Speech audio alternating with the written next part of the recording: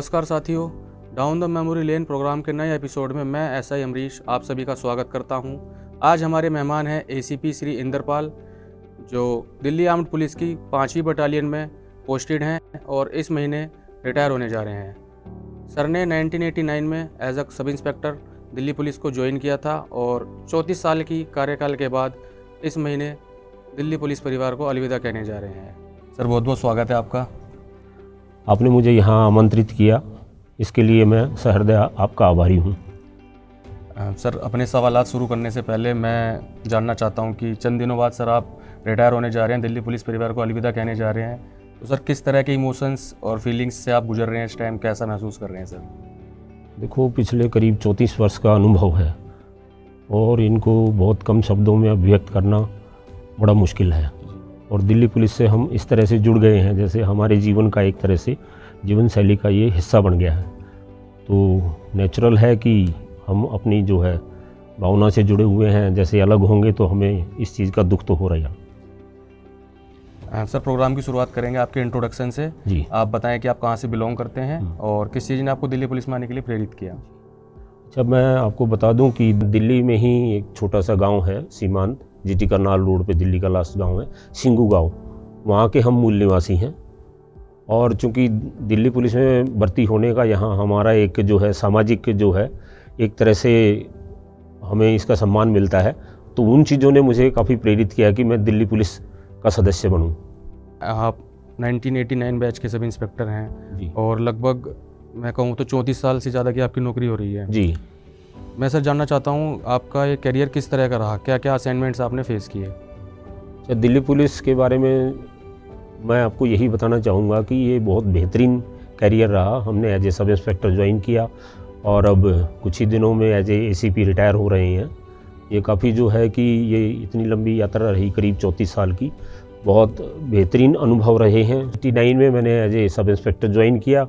उसके बाद में ट्रेनिंग जो है पूरी होने के बाद में हमें नॉर्थ वेस्ट डिस्ट्रिक्ट में तैनात किया गया। नॉर्थ वेस्ट डिस्ट्रिक्ट में हमें डी कोर्स के लिए जो है पहला थाना जो है केशवपुरम में हमें पोस्टिंग दी गई। केशवपुरम से डी कोर्स के उपरांत हमें अशोक विहार पुलिस स्टेशन में मेरी तैनाती हुई। अशोक विहार में तैनाती के दौरान काफ़ी अच्छा अनुभव था। वो जो थाने की एक जो है सबसे सर्वोत्तम बिल्डिंग थी, उन दिनों नई बिल्डिंग थी, वहाँ बहुत अच्छा लग रहा था। और उस दौरान हमने जो है पुलिसिंग के नए नए जो है स्टेप्स थे जो अपनी लाइफ में जो थे पुलिस से जो हमने कभी नहीं किए थे वो हमने सीखे वहाँ पुलिसिंग के दौरान। हालांकि उन दिनों में जो है कि मंडल कमीशन का विरोध हो रहा था और प्रदर्शन जो है खूब प्रदर्शन जो है, सारे रोड वगैरह ब्लॉक रहते थे और हमें सुबह 7 बजे तैनात कर दिया जाता था और रात के 10-11 बजे तक हमें ड्यूटी करनी पड़ती थी। उस दौरान ये एकदम से लगा यार कैसी नौकरी है ये और इतनी लंबी ड्यूटी करनी पड़ रही है। लेकिन धीरे धीरे हम इस तरह की नौकरी करने में अभ्यस्त हो गए और फिर बाद में ये नहीं लगने लगा कि भाई हम इतनी कठिन ड्यूटी कर रहे हैं, क्योंकि मुझे ये लग रहा था कि मैं दूसरे साथियों को और जो हमारे जो है उच्च आला अधिकारी थे सीनियर, वो भी हमारे साथ ही ड्यूटी करके हमारे को प्रेरणा और प्रोत्साहित करते रहते थे। सर इन 34 सालों में क्या क्या पोस्टिंग्स और असाइनमेंट्स आपने फेस किए हैं? जहाँ जहाँ भी पोस्टिंग रही है वो काफ़ी अच्छी रही है। मुझे काफ़ी मतलब सहर्ष हमने जो भी कार्य का निष्पादन किया है वो बहुत बेहतरीन तरीके से किया है। अशोक विहार रहा मैं, अशोक विहार की पोस्टिंग के दौरान भी हमने काफ़ी अच्छे केस किए। सुरभि एक किडनैपिंग केस था, उसमें भी हमने अपराधी को पकड़ के, और उसको लड़की तो रिकवर नहीं हो पाई थी क्योंकि उसकी हत्या हो गई थी, और उसके बाद में जो अपराधी था उसको आजीवन कारावास हुआ था। उसके पश्चात मैं as a sub inspector ATS north west का इंचार्ज लगा दिया गया। उन दिनों भी हमने बहुत सारी गाड़ियां पकड़ी और बहुत सारे क्रिमिनल्स पकड़े। उसके पश्चात मेरी पोस्टिंग समयपुर बादली पुलिस स्टेशन में हुई। उसके पश्चात मेरी पोस्टिंग PAP पालम एयरपोर्ट पर हो गई।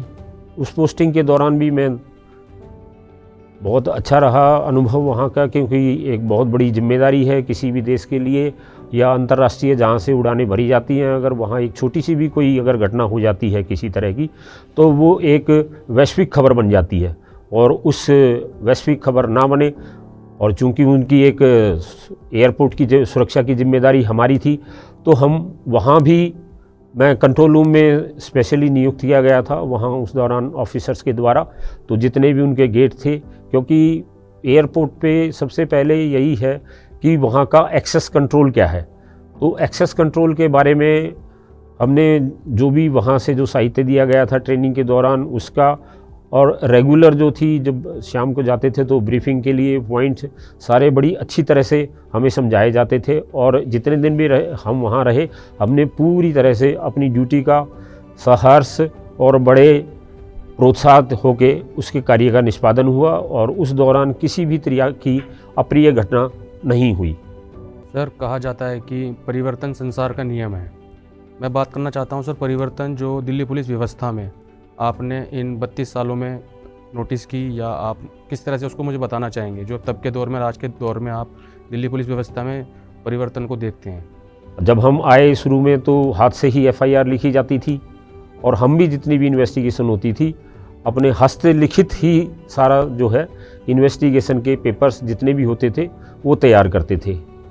लेकिन धीरे धीरे जैसे जैसे डिजिटल जो है इनोवेशंस हुई, उसके दौरान पुलिस को भी सरकार के द्वारा या BPRND द्वारा जो डिफरेंट जो हमारे को जो इलेक्ट्रॉनिक्स गजट्स दिए गए, उनका दिल्ली पुलिस आज भी आप देख रहे हो जितनी भी इन्वेस्टिगेशन हो रही हैं, बगैर उनके हम अपने आप को बौना समझते हैं। इसमें चाहे हमने मोबाइल फ़ोन हो, कंप्यूटर के द्वारा इन्वेस्टिगेशन की जो है उनके एनालिसिस हो, क्राइम सीन की फ़ोटोग्राफी हो, या फिर जो CCTV जो एक बहुत ही महत्वपूर्ण योगदान देता है। और इसीलिए हम जो है कि पहले जो हम पिछड़ते थे इस तरह इलेक्ट्रॉनिक जो है उपकरण ना होने के कारण, उसमें आजकल हम बहुत बेहतरीन, आपने देखा होगा कि इन्वेस्टिगेशन के रिजल्ट्स दे रहे हैं। और सब जितनी भी माननीय संस्थाएं हैं या ऑफिसर्स हैं, उनके द्वारा इनका भली भांति प्रोत्साहन भी दिया जाता है और प्रशंसा भी की जाती है। सर, आपका इतना लंबा कार्यकाल रहा है, इस दौरान सर आपने बताया कि आप फील्ड की भी नौकरी आपकी काफ़ी रही है। मैं सर जानना चाहता हूँ, इस दौरान कोई आपने कोई दिलचस्प मामला या कोई ऐसी घटना या कोई इंटरेस्टिंग केस जिसका आप हिस्सा रहे हो और आपने बखूबी टैकल किया हो, वो आप हमसे साझा करना चाहें। इस संदर्भ में मैं आपको सूचित करना चाहूँगा कि दिल्ली पुलिस का जो है CCTV जो सबसे पहले इंस्टॉल हुए वो करोल बाग पुलिस स्टेशन में हुए थे, और उस दौरान मेरी तैनाती वहीं थी। तो जितने भी छोटे क्राइम थे, पॉकेटमारी थी या छेड़खानी थी, उनमें बहुत ज़्यादा कमी आई थी, क्योंकि सबको ये डर हो गया था कि हर जगह कैमरे हैं, और अजमल खां रोड जो है मेन मार्केट है, वहाँ बहुत ज़्यादा पब्लिक ख़रीदारी के लिए आती है। तो उनको हमने नियंत्रण करने में बहुत हुआ। तो हमारे यहाँ एक करीब 29 लाख रुपए की एक रॉबरी हो गई थी। उस रॉबरी को जो है हमने जो उस केस को जो सुलझाया, उसका श्रेय सीधा CCTV को जाता है, क्योंकि जिस कार में वो अपराधी गए थे उस कार का नंबर CCTV में आ गया था।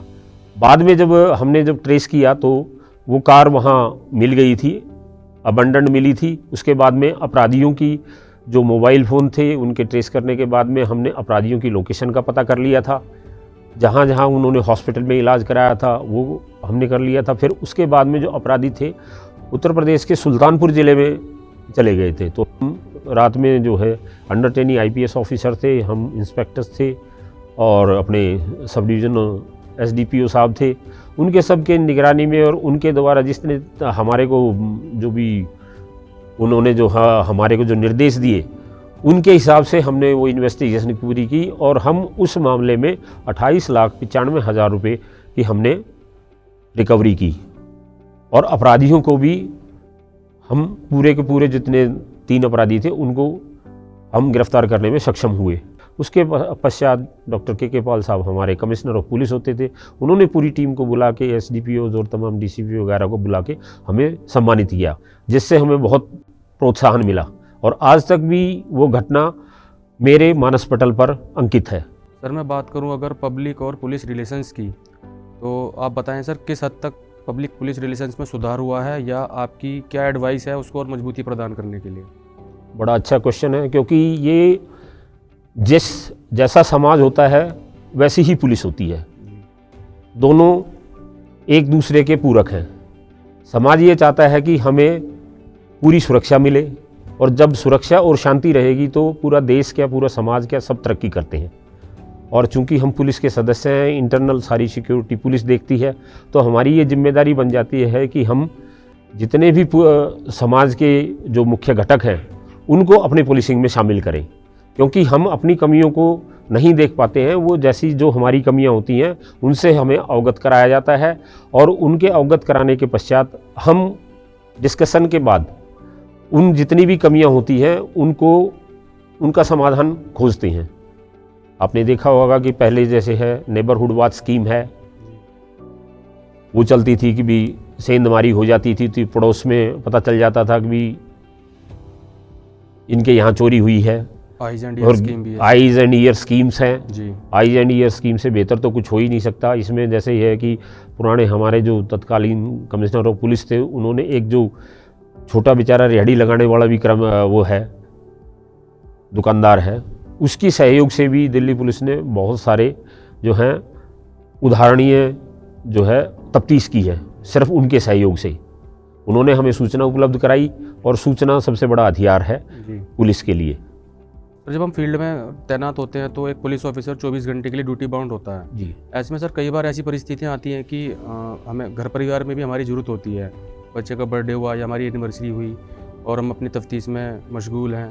सर मैं जानना चाहता हूँ, क्या वो ऐसा मूल मंत्र होगा आपकी तरफ से जो एक पर्सनल और प्रोफेशनल लाइफ के बीच में बैलेंस बनाने के लिए कारगर है?